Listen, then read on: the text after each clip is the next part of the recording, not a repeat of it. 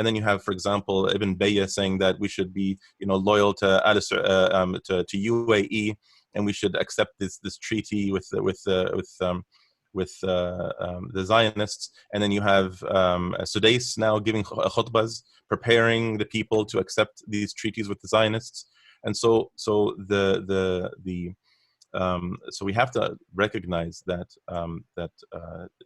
we're like, when you look at these sorts of topics, we have to approach them with an understanding of how the Prophet ﷺ approached these things in society, and recognize that there's always obviously going to be people these days who are going to be working against this call.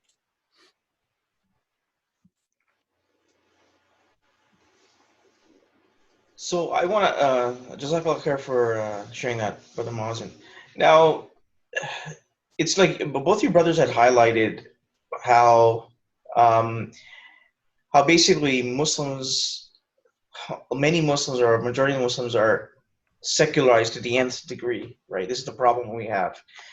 And it's really sad, right? Like, if you think about it, for someone to realize the comprehensive system of Islam, for it to arise and fight injustice would be more easier today than back then with the current technology we have, right? So for example, we have I think close to 57 Muslim majority countries with well-oiled brigades, right?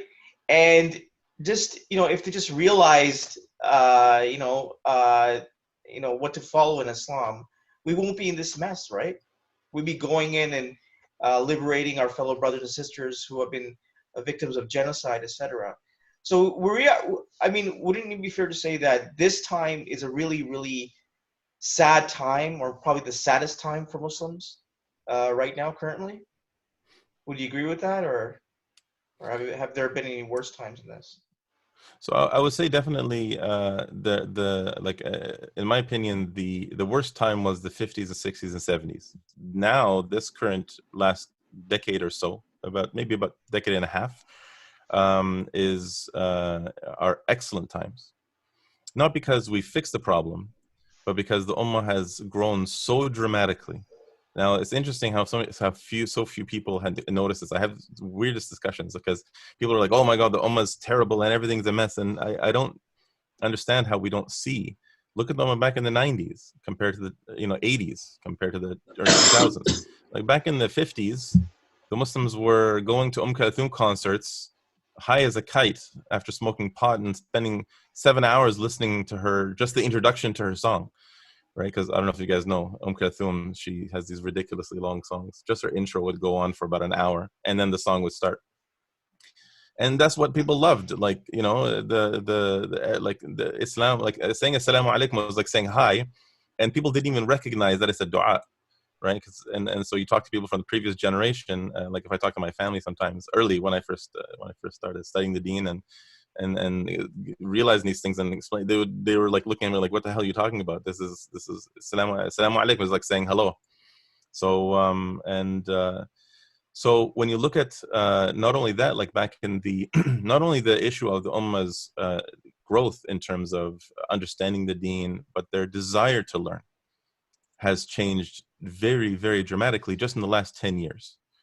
You have the Ummah in back in the early 2000s, where the loyalty for Al Saud and that this is Islam and we should just follow them, that was the norm. The Khilafah was a bid'ah, and that's it. That was the end of the discussion. And then now you find that the institutions are full of Muslims. Muslims are rushing right now with Al Azhar. Al Azhar in Egypt back not long ago, I mean even recently, but I think maybe about 15, 16 years ago, give or take, Al Azhar was the actual physical Al Azhar was free or almost free to go to, and you going and taking an Azhar degree was considered the equivalent of going and getting a degree in street cleaning. Like you're going to be a street cleaner, you want to be a sheikh, like what's the point of going to Al-Azhar? What can you do with that degree? It was worth nothing. And Al-Azhar was basically empty. I mean, it wasn't totally empty, but it wasn't full. Today, it's packed. It's at capacity. Right now, we have people who are now taking the online degree, and I've come across a lot of people who are now taking the online degree, and they're in Egypt. And the only reason why they're able to take the online degree is because they have a second citizenship somewhere else. There are huge numbers of Muslims in Egypt who want to take the in Azhar degree, but they can't because it's full, and they're trying to find any way to get some sort of foreign visa or citizenship of some sort in order to be able to qualify for the online degree. And that's how full it is. It's at full capacity right now. The Ummah is rushing back to the deen, and their love and interest for the deen is getting stronger and stronger every single day. So I definitely believe that we're in a very, very good time. And I guess the best part of it all, to be honest, absolutely, is this is a dream time. Muslims should be kissing, I don't know, every blessing of Allah Azza wa Jalla that they have in their life. They should be praying day and night and crying tears of thanks to Allah Azza wa Jalla to be alive at this particular time. Because we're right at the edge of the last period before the reestablishment of the Khilafah. And anybody, Allahu Alam of course, anybody who has a role in bringing about the Khilafah, what honor would you have on the Day of Judgment? To be raised and for Allah Azza wa Jalla to recognize you as one of the people who re-established the Khilafah, brought back his deen after it was abandoned. The Prophet ﷺ mentioned, there's a hadith, he said, he asked the Sahaba, هل تعلمون من خير الإيمان إيمانا يوم القيامة?